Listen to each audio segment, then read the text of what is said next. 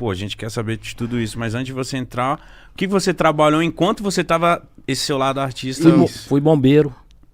Fui bombeiro civil, trabalhei na SBT, trabalhei na Rede Globo. Fui mandado embora dos dois, tentando uma vaga de humorista. Mesmo sendo bombeiro? Mesmo sendo bombeiro, porque eu não podia ver. Não podia ver um humorista. Eu falei, dá uma oportunidade pra mim. E Os você caras de só metendo a cara farda. fardado. Como é que você vai mostrar um personagem fardado? Mas você Cheguei. tentava imitar algum personagem, fazer alguma coisa? Sim, eu cheguei nós éramos, acho que em 12 bombeiros. Eu era o 08. Aí tinha um bombeiro lá que era parceirão mesmo.